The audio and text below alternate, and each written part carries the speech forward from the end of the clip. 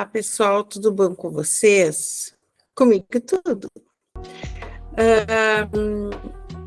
A gente está estudando a Terra Oca e como os pontos principais de entrada são o polo norte geográfico e o polo sul geográfico, eu senti a necessidade de estudar um pouquinho mais, de dar uma breve paradinha aqui.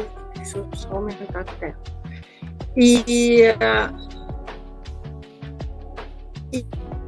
Com mais devagar essas regiões que a gente não conhece, pelo menos eu não conheço tão a fundo. Não que eu vá acabar o estudo por aqui, mas saber um pouco mais é sempre melhor. Então, eu organizei aqui vou dizer assim, um rascunho do que pode a introdução para o estudo, vamos dizer assim, e para a gente conhecer melhor o que acontece. Hoje nós vamos estudar o Ártico, tá? E no próximo vídeo a gente vai estudar a região da Antártida. Então nós estamos lá agora no hemisfério superior do globo e vamos estudar aquele círculo polar ártico, tá? Que aqui a gente tem, olha só, um desenho, né, onde fica esse Ártico. Então vamos ver o que acontece lá, o que está acontecendo nesse polo norte que a gente fala, né? Então vamos lá. O Oceano Ártico banha as terras frias do extremo norte da Terra, alcançando países da América, Europa e Ásia. Enfrenta hoje um sério e intenso processo de desgelo superficial. A gente vai globo na Terra Oca, desculpa, que estudando alguns mapas antigos que eu digo é até Idade Média, início da Idade Média ali, os mapas não traziam gelo nas regiões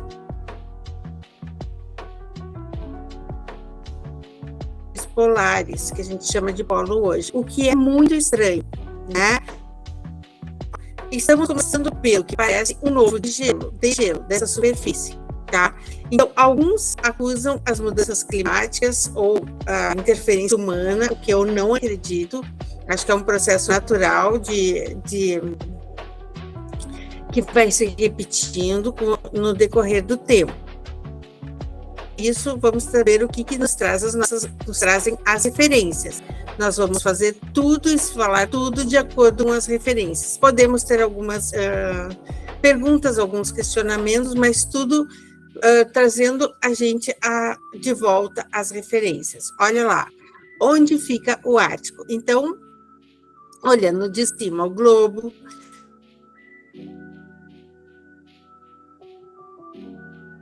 nós temos aqui o Polo Norte,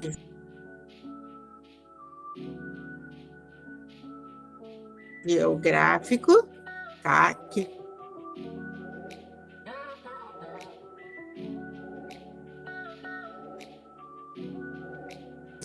Aqui, ó, esse oceano chamado de Oceano Ártico. Então, todos esses países confrontam o Oceano Ártico. Vamos passar adiante aqui. Ali, então. Ui, perdi. Vamos voltar aqui. Aí. Então, aqui. Deixa eu ver se eu estou compartilhando. Acho que sim. Se eu estou gravando, acho que sim. Vamos voltar aqui. Vamos lá. Então, aqui, né, eu trago sempre as referências, porque é importante a gente ter as referências, para não dizer que a gente está inventando qualquer coisa. Então, o Oceano Glacial Ártico é um conjunto de águas que banham as terras mais setentrionais do planeta, situadas acima do Círculo Polar Ártico, abrange o Polo Norte e países da América, Europa e Ásia, né, como nós vimos lá em cima. Então, a Rússia tem uma grande parte de delimitação com o Oceano Ártico. Trata-se do menor dos 5 oceanos que cobrem a Terra, com área de 15 milhões de quilômetros quadrados. Então, é o menor dos oceanos, o Oceano Polar Ártico. Características do Oceano Glacial ou Polar Ártico. Vamos lá. O Oceano Glacial Ártico é um conjunto de água situado na extremidade norte do planeta, acima do paralelo de 90 graus norte ou Círculo Polar Ártico. Então, nós temos o Círculo Polar Ártico, como a gente viu ali. Aqui está o Círculo Polar Ártico, englobando toda essa área em rosa. Se não é minha área, se falar qualquer coisa errada, podem deixar no comentário. Trata-se do menor dos 5 oceanos que recobrem a superfície terrestre, com área de 15,5 milhões de quilômetros quadrados. Em se tratando de volume, o oceano é composto por 18,7 milhões de quilômetros cúbicos de água, quase 4 vezes menos do que o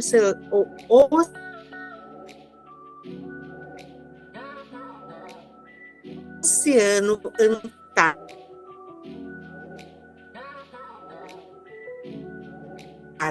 Então, lá embaixo, no Antártico, nós temos... Vamos lá. Mar de... Então, aqui estão... Deixa eu ler primeiro isso aqui que está aqui desse ladinho, depois a gente vai ler esses mares aí. Que depois eu coloquei no mapa, tá?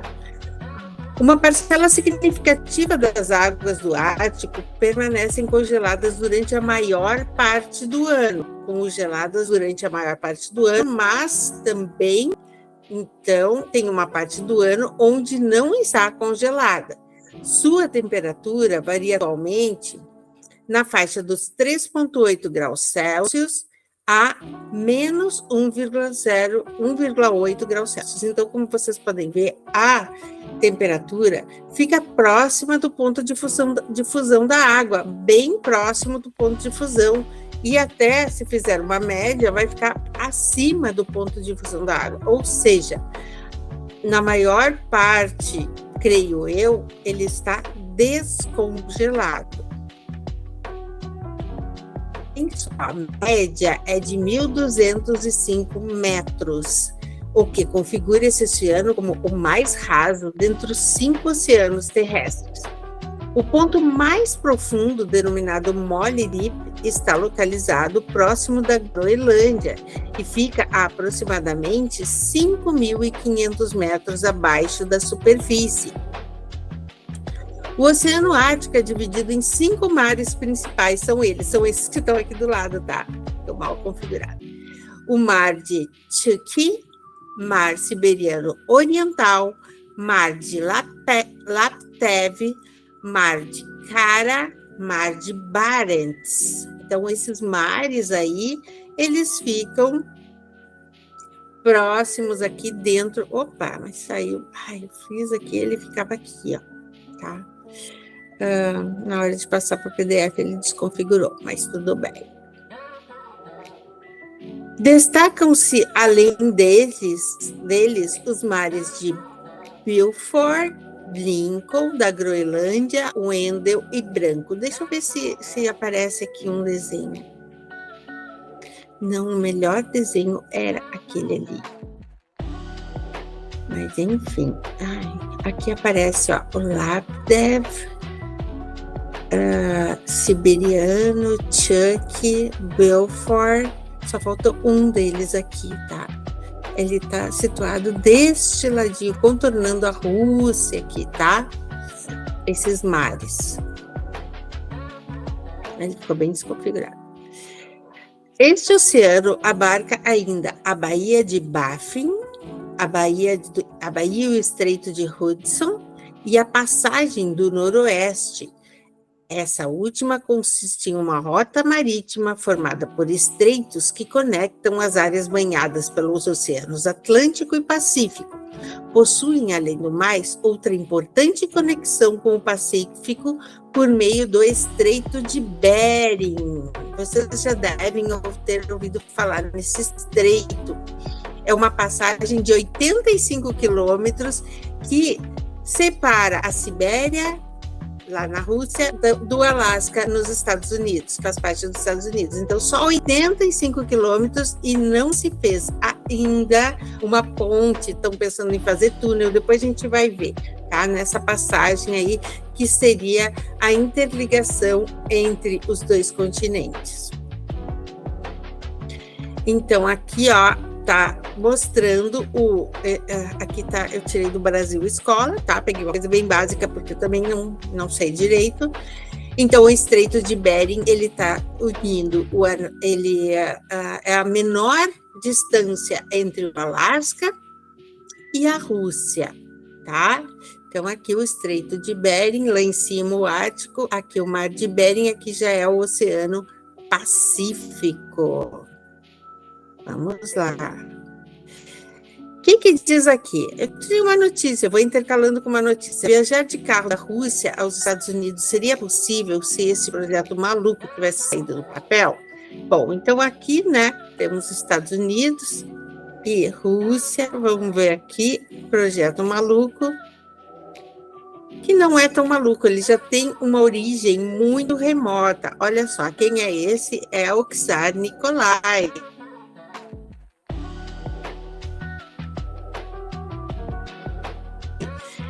Então, ele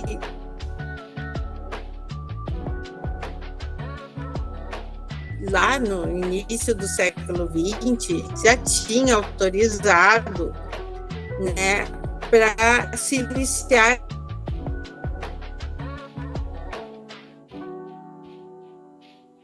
verde do czar russo Nicolai II para iniciar a execução do projeto ferroviário transsiberiano Alasca, que ligaria os Estados Unidos ao Império Russo. Vou aumentar um pouquinho aqui. Ao Império, através do Alasca e de Chukotka, duas regiões pertencentes aos Estados Unidos e ao Império Russo, respectivamente, e divididas por um estreito, o Estreito de Bering. Ainda segundo a reportagem, seriam destinados entre 250 milhões de dólares e 300 milhões de dólares para financiar o empreendimento. No entanto, o plano estava fadado ao fracasso, já que uma guerra e uma revolução pairavam sobre o Império Russo dentro de alguns anos. E vocês sabem que ele, né, e toda a sua família foram dizimados, né, ali durante a Primeira Guerra Mundial. Então, deu problemas internos lá na Rússia, né, várias revoluções ali tomaram conta do Império, destituir, né, e conseguiram, e foi o fuzuê total. Bom, ainda segundo a reportagem, tá aqui, tá, o Império Russo dentro de alguns anos, muito bem. Uma ideia, a ideia não é nova, né, a ideia é antiga, tá? Aqui parece que os caras estavam começando a pensar em fazer alguma coisa e se...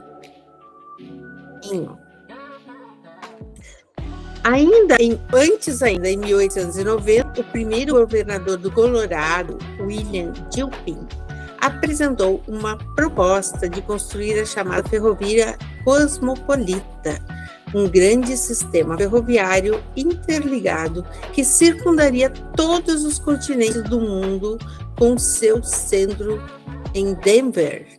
Entre outras coisas, Gilpin era um escritor futurista. A ideia da ferrovia estava à frente de seu tempo. Então, a ideia de se construir lá no Ártico já é antigona, né?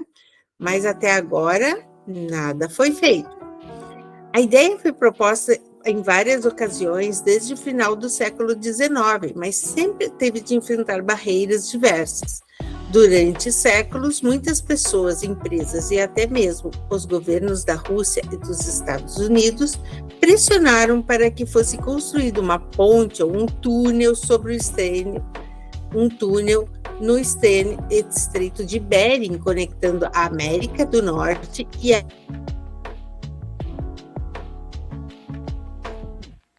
Eurásia, Europa e Ásia, né? No entanto, o grandioso projeto ou pelas guerras, então sempre dava um fuzuê, e esse Estreito de Bering aqui está ampliado, que pelo que a gente viu ali, 85 quilômetros, passando por essas ilhas aqui, ó, Big na Rússia, uma é a grande é da Rússia, a pequenininha é dos Estados Unidos, Diomede Islands. Então aqui, ó, já fica aqui, ó, no paralelo 66, olha só. Aqui, ó, aqui existe uma divisão entre a Ásia e a América, um lado da Rússia, um lado dos Estados Unidos. E assim, por que eu estou falando nisso? Porque eu quero estudar tudo que tem dentro do círculo polar. Então, eu estou indo, né? Essa foto é de domínio público, não tem problema nenhum, aqui está a referência. Então, aqui eu trouxe mais um desenho mostrando, olha só o caminho, né? Nome, o L, aqui está o Estreito de Bering, ó, aqui. Deixa eu ver, consigo desenhar aqui alguma coisa. Aqui está o Estreito de Bering, tá? Então, o que acontece aqui? Eu tenho o nome e o Ellen, daí essa aqui seria a ferrovia, né? Ia passar por aqui, e atravessar todo esse continente aqui, imagina, né, pessoal? Até chegar em Londres. Muito interessante isso, com certeza. Bom, aqui é ampliado. Geografia do Oceano Ártico. Recobrindo a porção mais setentrional da Terra, as águas do Oceano Glacial Ártico estão sujeitas ao clima extremo do tipo polar, marcado pela baixa amplitude térmica e frio persistente. No inverno, as temperaturas podem chegar a menos 70 graus Celsius. Nós veremos que na Antártida é muito mais frio do que no Ártico. É muito mais amena a temperatura, ou tudo é mais ameno no Polo Norte. Tanto é que lá existe uma maior variedade também de espécies animais, né? E pessoas vivem lá dentro do círculo polar, coisa que não acontece lá na Antártida. A não ser que sejam as bases de pesquisa, que lá, a maior parte do tempo, fica sem ninguém. As pessoas, numa grande parte ali da Antártida, pelo que eu tenho estudado, debandam de lá, né? Dão uma debandada geral quando chega o frio forte. Em função disso, uma extensa área central se encontra congelada todo ano, havendo degelo parcial no período correspondente ao verão. Aqui, vou tecer alguma crítica a quem escreveu isso, que nós temos aqui a fonte, diz assim, ó, uma extensa área se encontra congelada todo ano, havendo degelo parcial no período correspondente ao verão. Creio que é muito mais do que só o verão, pela amplitude térmica que nos foi apresentada pelas pesquisas, mas em todo caso, vamos passando. No entanto, com o passar do tempo e o avanço do aumento das temperaturas do planeta, o descongelamento foi ganhando maiores dimensões. Então, aqui já está falando que está tudo descongelado. Está ganhando proporção. Primeiro estava tudo congelado, agora não está mais. Uma de suas peculiaridades é a área ocupada pela plataforma continental, que chega a representar 1/3 do fundo oceânico. A maior extensão fica nas proximidades da Sibéria, no norte da Rússia. Então, como nós vemos, o Círculo Polar, ele se apresenta a maior parte como um oceano. Ele não tem terra firme sobre ele, a não ser sobre os países que o circundam. Muita gente acha que lá tem um continente. Lá não existe um continente. O continente é lá no Polo Sul, tá? Lá em cima não tem continente, no Polo Norte não tem continente algum, tá? A maior extensão fica nas proximidades da Sibéria e norte da Rússia. Nas regiões onde há ocorrência dessa formação, o relevo é caracterizado por um conjunto de vales que chega a 180 quilômetros de largura. Então, aqui é no fundo do mar. Nós temos uma plataforma continental no fundo do oceano, que nós vamos ver depois, e lá, sim, tem cordilheiras embaixo do oceano. O oceano é composto por 3 dorsais, 3 cordilheiras paralelas que servem como divisor para as porções mais rebaixadas. A primeira delas é a Cordilheira Lomonosov, onde as altitudes atingem pouco mais de 3.000 metros. Então, é muita amplitude dessa cordilheira, né? A segunda cordilheira é Gackel, ou montanhas Nansen-Gackel, cujas cristas possuem até 5.000 metros. A Cordilheira Alfa fica em uma área mais elevada a oeste de Gackel, com picos de 2.700 metros. Compõe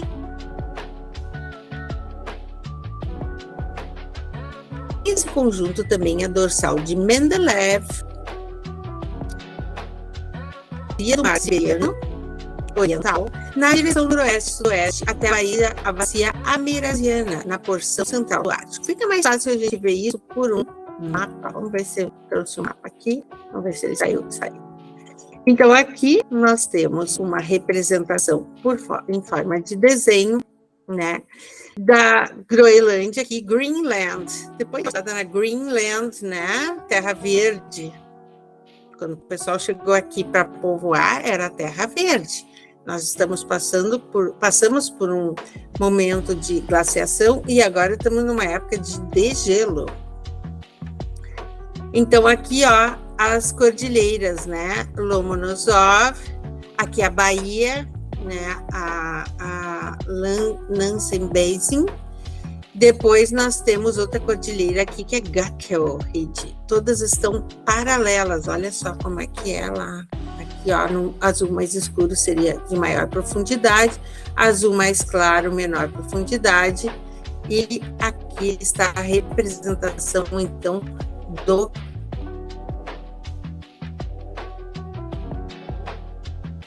Ártico.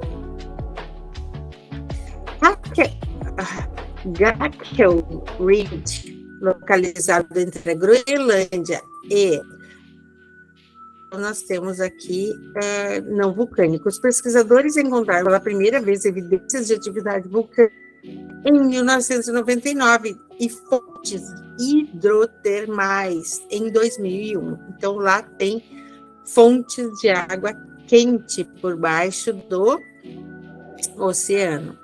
Até a chegada da equipe a bordo do Polar Stern, ninguém havia explorado a área alvo em 10 anos.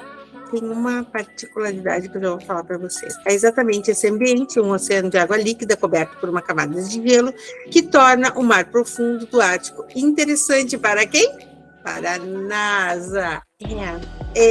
NASA. Sempre presente em tudo que a gente estuda, né?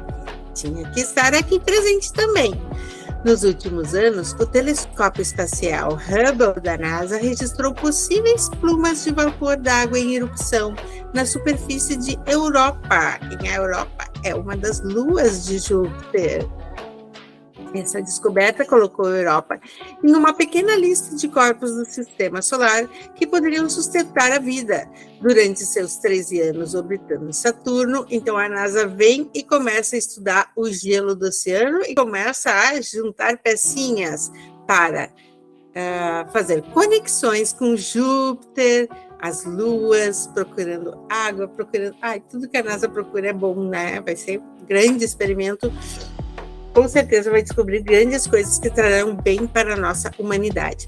Essa descoberta colocou a Europa em uma pequena lista de corpos do sistema solar externo que poderiam sustentar a vida. Durante seus 13 anos orbitando Saturno, a Cassini capturou um fenômeno semelhante no polo do... Olha só como eles trazem coisas. Isso aqui, é uma coisa que a gente estava estudando e, de repente, passa para a NASA e vira outro estudo, né? Os dados de Cassini indicam que as plumas semelhantes aos geysers podem ser de fontes hidrotermais. Então, estudando ali o que estava acontecendo no Ártico, eles associaram ao que está acontecendo em Cassini, uma das luas de Saturno. Fontes hidrotermais e fontes de energia para a vida microbiana podem existir em Encélado. Olha que interessante, já se sabe tudo que tem lá. O Encélado é o sexto maior satélite natural de Saturno. Vou trazendo, né? O que vai aparecendo, eu vou somando aqui. Foi descoberto em 1789 por William Herschel. Encélado possui um oceano global de água líquida sob sua superfície gelada. Criovulcões do Polo Sul ejetam grandes jatos de vapor de água e outros voláteis, como algumas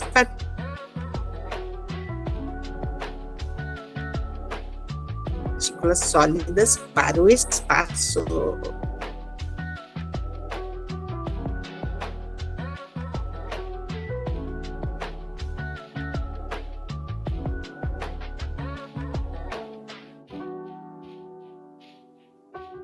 Castigo de Atena. Ele é o menor e mais fraco dos gigantes, porém o mais inteligente. Da sabedoria, Atena é conhecido como gigante do fogo, é irmão do mais poderoso gigante da mitologia grega, o Tifão, conhecido como aquele que rosna, uma das máquinas de guerra construídas para destronar Zeus. Encélado e Tifão lutaram contra Zeus e Atena em uma batalha sangrenta que culminou na queda dos últimos gigantes. Em sua batalha com Atena e Zeus, foi aprisionado no Monte Etna, juntamente com seu irmão, e estão presos lá até hoje, lançando sua fúria sobre a terra. É o que diz a mitologia. Então, aqui, outra representação da Lomonosov, Cordilheira Lomonosov, tá? Que ela é uma cordilheira muito grande, ela está abaixo da superfície. Olha só, ela passa lateralmente ao Polo Norte. Aqui nós temos o Polo Norte, tá, pessoal? O Polo Norte fica em cima do oceano. Pergunto a vocês, será que alguém chegou andando lá?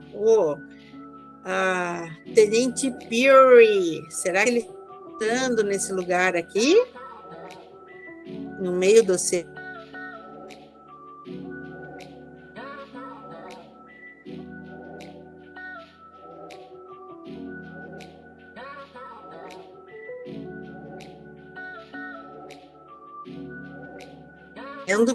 Lendo nosso livro, nós estamos dizendo que não chegou-se nem no Polo Norte, nem no Polo Sul. É o que diz o autor. Vamos lá. Então, aqui. Cordilheira Lomonosov. É interessante. Do ladinho do Polo Norte, né? Interessante isso aqui. Noruega. Aqui, a Rússia,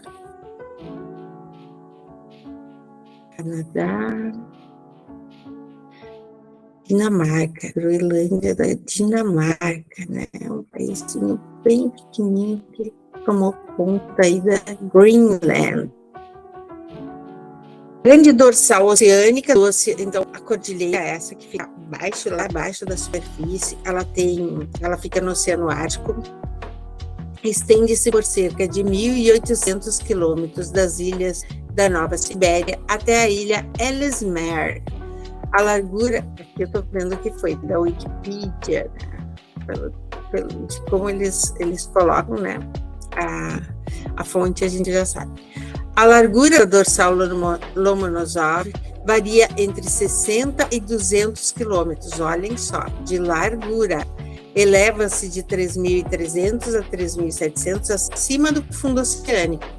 A profundidade mínima do oceano na dorsal é 54 metros. As vertentes da dorsal são relativamente abruptas, separadas por cânions, e o Polo Norte situa-se sobre essa dorsal oceânica. A dorsal de Lomonosov foi descoberta pela expedição soviética de alta altitude e nomeada em homenagem a Mikhail Lomonosov. Pergunto.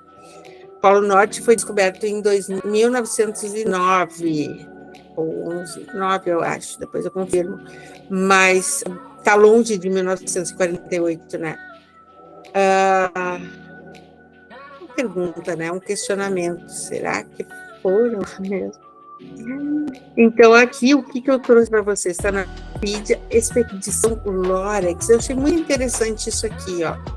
De 1979, uma expedição científica canadense baseada em Alert, na ilha de Ellesmere. Eu procurei essa base aí de Alert, fica no meio de que eles eram abastecidos por avião, que jogavam os mantimentos para eles lá, porque o acesso é terrivelmente difícil, é bom.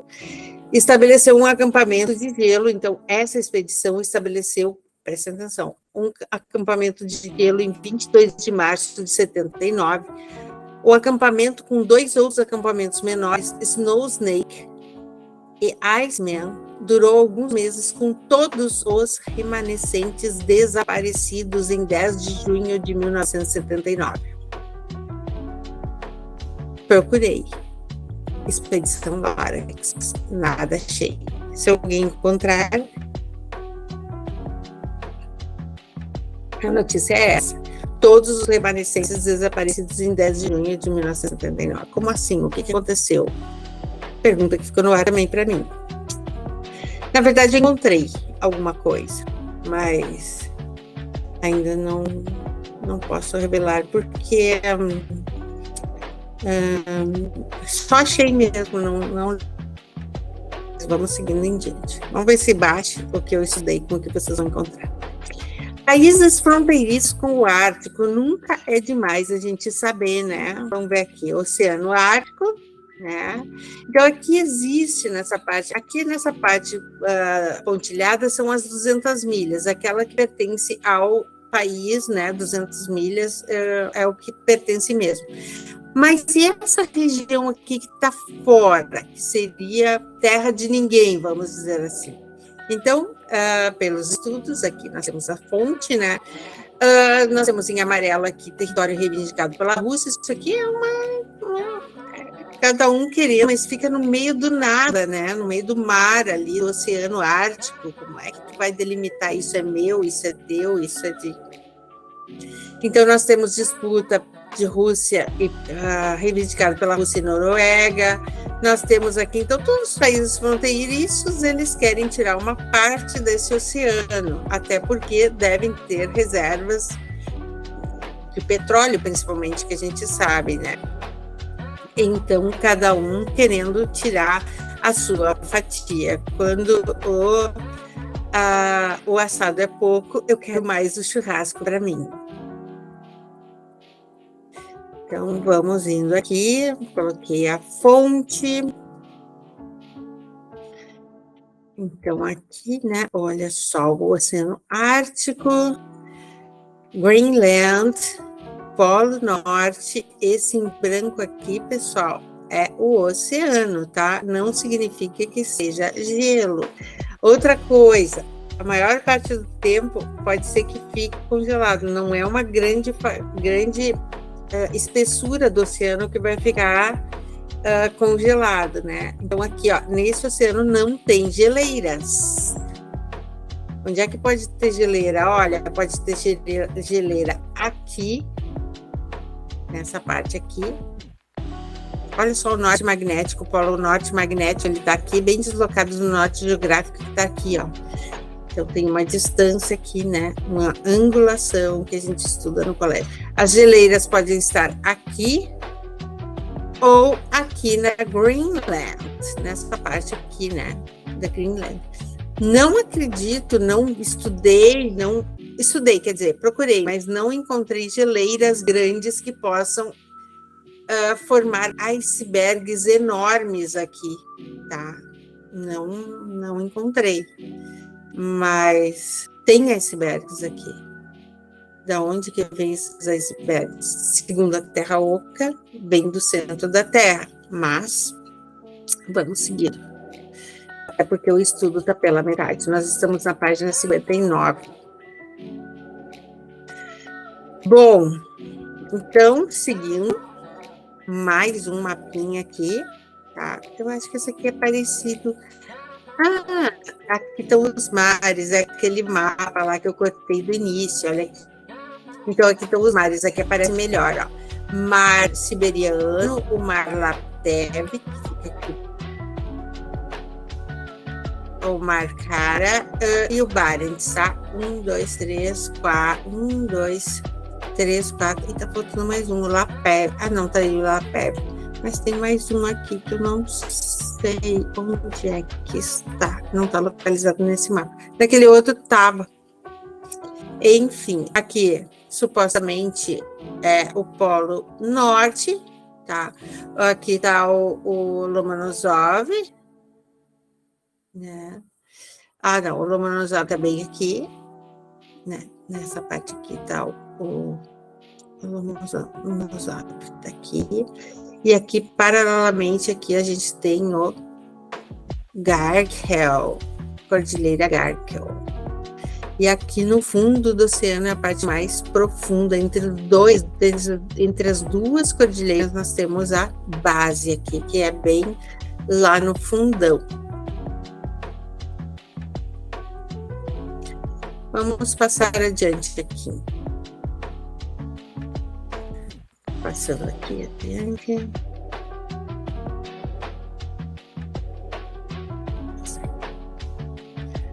Então, aqui tem uma indicação no mapa, né, uma legenda, onde a gente tem aqui as escalas e também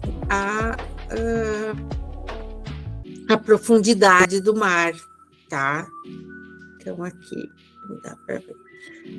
Como o estudo estava mais ou menos estava bem superficial, eu resolvi estudar um pouquinho a Groenlândia ou Gronelândia, tanto faz, né? Aqui nós temos o círculo, o mar Ártico, né? E aqui em verde nós temos a Groenlândia ou Gronelândia, tanto faz, que é um país, é um pedaço de terra, vamos dizer assim, pertencente à Dinamarca. Vamos ver aqui. Então, aqui nós temos a Groenlândia.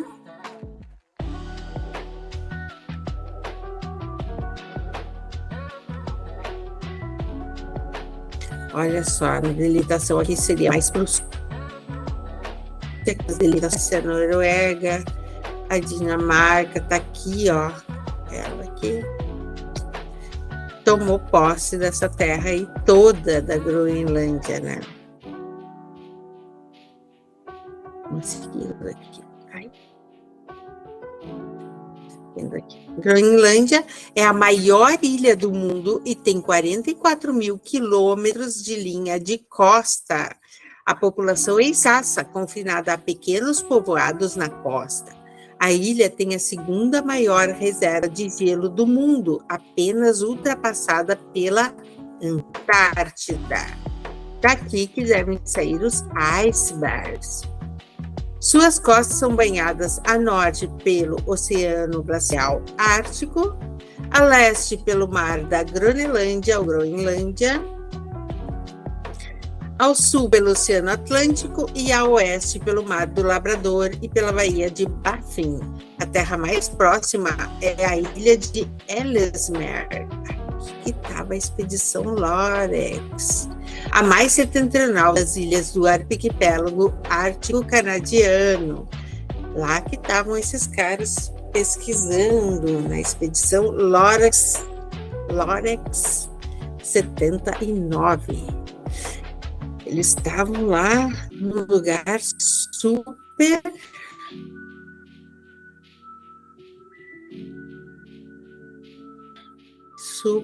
inóspito. Arquipélago canadiano. A oeste, a ilha de Devon e a ilha de Baffin. A sudeste, a Islândia. A leste, a ilha de Jan Mayen. E a nordeste, o arquipélago de Svalbard. As possessões da Noruega. Noruega também ali, né? Então, o que diz historicamente sobre essa região? Em tempos pré-históricos, a Groenlândia foi a residência de um certo número de culturas, os paleoesquimós. A partir de 984 depois de Cristo, foi colonizada por noruegueses, estabelecidos em 2 assentamentos na costa oeste sobre os fiordes perto da ponta sudoeste da ilha.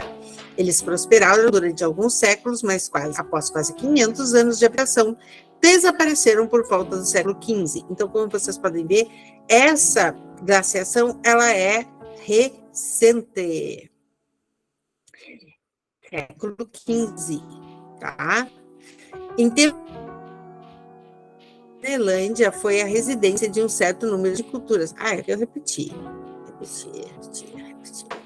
A Groenlândia é uma região autônoma dinamarquesa que ocupa a ilha do mesmo nome e ilhas adjacentes ao largo da costa nordeste da América do Norte. As costas groenlandesas dão a norte, com o oceano e vai ir. Deixa eu passar aqui, eu me repetir. Muito bem, ali está a Wikipedia. Mesclando, né, eu trouxe algumas coisas curiosas. Círculos bizarros no Ártico confundem cientistas e até mesmo a NASA, NASM. Até agora, ninguém sabe afirmar o que são essas marcas e quais as suas origens. Revista Galileu, 2018. Então, já faz 5 anos, pode ser que tenham descoberto o que se passava lá, mas eles estavam descobrindo pequenos furos que estavam aqui,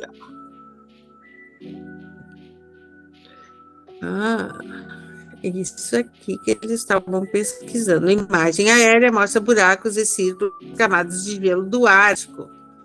Isso é isso. Alguns dizem que foi furo de animal, outros dizem que foi outras coisas. Mas, enfim, eu trouxe só para vocês verem, tá? Curiosidade. Icebergs no hemisfério norte. Tem uma pesquisada sobre icebergs, né? Grandes blocos de gelo que flutuam nas regiões mais frias da Terra recebem o nome de icebergs, por água doce. Compostos por água doce. Eles são derivados de geleiras e plataformas de gelo. É possível utilizar a água de icebergs? Bom, eu me lembro quando era criança que tinha uma história sobre isso, levar os icebergs até a África para poder dar água para aquele povo tão sedento. E para outros também. Reservas, né, submersas de água muito mais próximas do que trazer, olha só, a logística. Mas, enfim, né, cada louco com as suas manias. Aqui é uma notícia 24/3/23, não é tão antiga, né? Bem recente. Então, aqui eles colocam um iceberg, uma representação de um iceberg, né? Dizendo o seguinte: todos os anos, prestem atenção, cerca de 100 mil icebergs se desprendem do Ártico ou da Antártida. Cara, 100 mil icebergs estão se desprendendo. 100 mil. A maioria da Antártida, é certo? Eu pergunto, quanto tempo leva um iceberg para se formar? Um iceberg enorme, como a gente... Eu não sei se está aqui, mas tem icebergs que são milhares de toneladas, tá? Quanto tempo leva para se formar? Se são 100 mil icebergs, eu estou dizendo que todos têm o mesmo tamanho, mas água doce, né? Seria meio incompatível, assim, a demanda de icebergs todo ano e a formação dos icebergs, o tempo que leva. Enfim, estamos aí para a discussão, abertos, né? Recentemente, a revista científica Nature, publicou um artigo sobre o transporte de icebergs da Antártida para regiões da África assoladas pela sede, a fim de solucionar o problema da escassez nessa região. Cada ideia sensacional. Muitos cientistas rejeitam esse plano, mas outros veem com grande oportunidade. Seria um plano viável ou impossível? Deixem aí nos comentários. A pergunta já está pronta. Apesar de inusitado, este não é um plano tão novo assim. Um startup de Berlim também vive o sonho de combater a seca com icebergs. Eles também podem conter água líquida no seu interior e são muito maiores do que parece. Somente 10% de um iceberg é visível na superfície. Os 90% restantes permanecem submersos. Por isso, dependendo de sua largura e profundidade, reais são extremamente perigosos para a navegação, tanto é que o Titanic foi afundado supostamente por um iceberg. Aqui uma outra representação, não é foto, é uma representação, né, de como seria o iceberg, para ver o tamanho dele na parte superior, e ele esconde lá uma parte que seria 90% do seu tamanho. Se por acaso derreter, não tem problema de elevar o volume de algum dos oceanos, né? Não tem problema. Por quê? Porque maior quantidade daqui, ó, de gelo está submerso, então ele já está deslocando a quantidade de água que ele representa, então não tem problema algum. Vamos ver aqui. NASA, fotografa iceberg em formato de tábua. Quem sabe, quem acompanhou, viu, né? A Agência Espacial Americana publicou foto no Twitter do último dia 17, isso aqui foi em 2018. Formato e a superfície lisa indicam, segundo a agência, que o bloco de gelo foi recentemente escavado de outro maior. Mas chama muita atenção, né? Como já deve ter derretido essa hora, mas olha só, totalmente, com os ângulos ali, totalmente, parece que um ângulo reto ali, ângulo de 90 graus, né? Um polígono, se fosse um quadrado, seria um polígono perfeitinho, um polígono regular. O iceberg tabular veio da plataforma de gelo Larsen C, na Península Antártica. Na Antártica que saem os maiores, todos os maiores icebergs. Todos os icebergs que eu procurei estavam, os maiores, os que causavam mais, vamos dizer assim, teriam maior probabilidade de causar algum mal a uma navegação, eles vieram da parte inferior da Antártida. Pergunto para vocês, se existe algum iceberg causando problemas, o que é mais fácil? A gente ficar monitorando por meio de satélites e rezando para que não se desvirtuem de uma rota ou não causem algum estrago maior, uma perda de vidas humanas? Ou será que é melhor a gente detonar esses icebergs e transformar ele em fracionar ele para que não cause os males que causam, supostamente? Pergunta. A NASA afirmou que os ângulos agudos e a superfície plana indicam que ele foi provavelmente escavado há pouco tempo da plataforma de gelo. Então ele saiu, a explicação é essa, foi escavado o tempo, então se destacou, sei lá, da plataforma de gelo. Essa foi a explicação para ser tão regular. Para mim não explica quase nada, mas enfim. Então viajamos pelo Ártico, deu até um friozinho, né, de se viajar por aí. E ficamos por aqui, espero que tenham gostado. E estamos já preparando mais a parte 4 do nosso estudo da Terra Oca, baseado no livro Terra Oca, do Bernard Raymond, que já estamos, então, indo para um quarto do livro lido. Muito bom, né? Então, ficamos por aqui, pessoal. Obrigada pela companhia e a gente volta, se Deus quiser.